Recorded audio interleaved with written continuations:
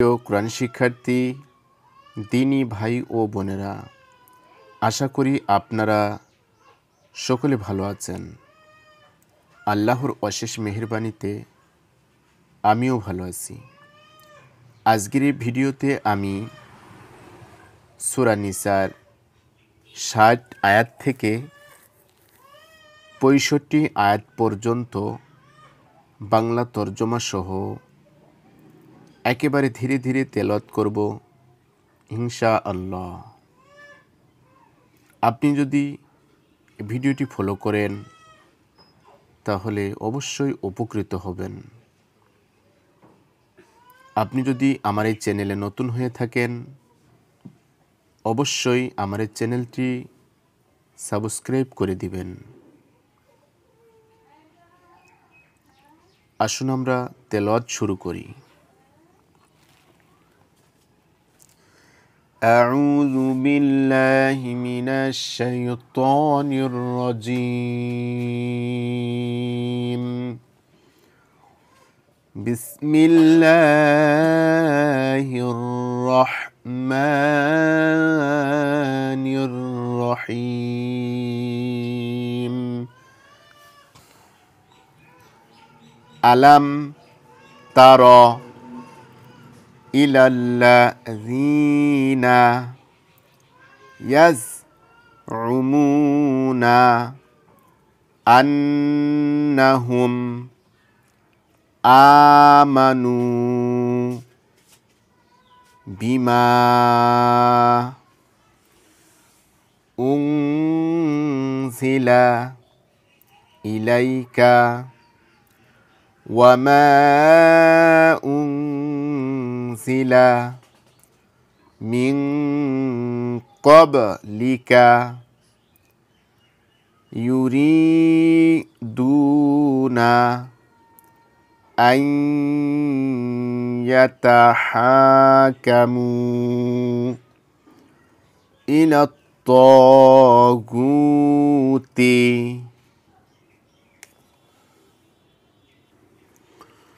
ওয়াকাদ উমিরু আন ইয়াকফুরু বিহি ওয়া ইউরিদুশ শাইতানু আন ইউদিল্লাহুম দালালাম বাঈদা। হে নবী, আপনি কি ওইসব লোককে দেখেননি যারা দাবি করে তারা ঈমান এনেছে ওই কিতাবের উপর যা আপনার উপর নাজিল করা হয়েছে এবং ওই সব কিতাবের উপরও যা আপনার পূর্বে নাজিল করা হয়েছিল, কিন্তু তারা নিজেদের ব্যাপারে বিচার ফয়সালা করার জন্য তাগুতের কাছে যেতে চায়, অথচ তাগুতকে প্রত্যাখ্যান করার জন্য তাদেরকে আদেশ করা হয়েছিল। শয়তান তাদেরকে ভীষণভাবে পথভ্রষ্ট করতে চায়।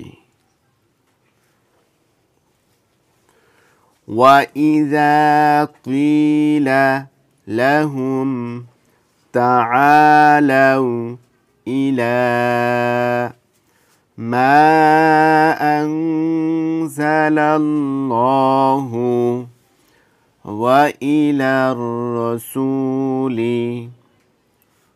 رَأَيْتَ الْمُنَافِقِينَ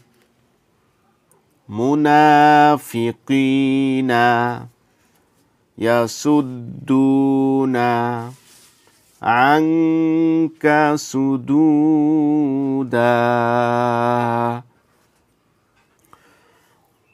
আর যখন তাদেরকে বলা হয় যা আল্লাহ নাজিল করেছেন এবং রাসূলের দিকে এসো, তখন আপনি ওই মুনাফিকদেরকে দেখতে পান যে তারা আপনার কাছ থেকে একেবারে মুখ ফিরিয়ে নিয়েছে।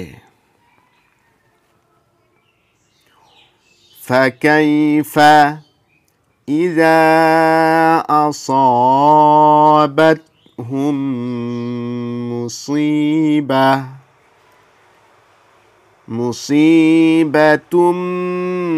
بما قدمت أيديهم ثم جاءوك يحلفون بالله إن أردنا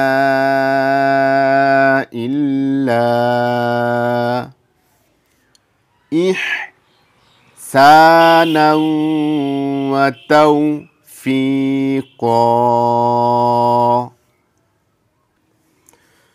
তারপর যখন তাদের কাজের ফলেই তাদের উপর কোনো বিপদ এসে পড়ে তখন তাদের কি অবস্থা হয়?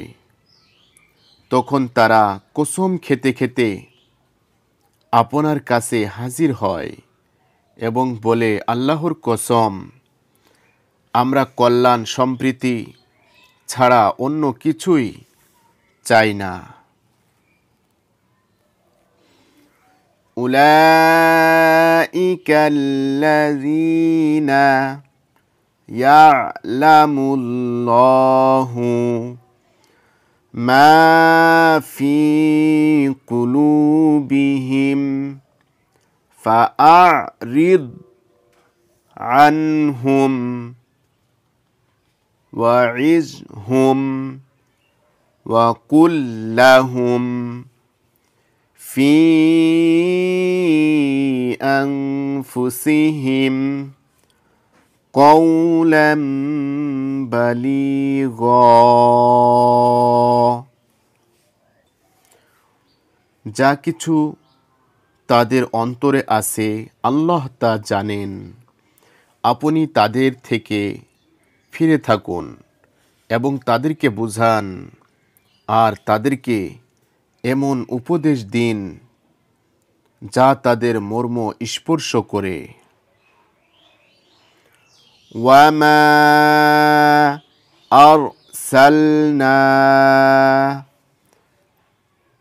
মির রাসূলিন ইল্লা লিইউত্তাআ বিইذনিল্লাহ ওয়ালাউ আন্নাহুম ইয যালামু আনফুসাহুম জাউকা ফাস্তাগফিরুল্লাহা ওয়াস্তাগফারা লাহুমুর রাসূলা লাওয়াজাদুল্লাহা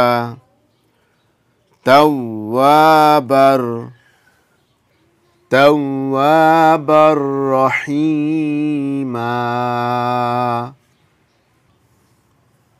তাদেরকে বলুন, আমি যে রাসূলি পাঠিয়েছি এজন্যই পাঠিয়েছি যে আল্লাহর অনুমতি অনুযায়ী তাকে মান্য করা হবে।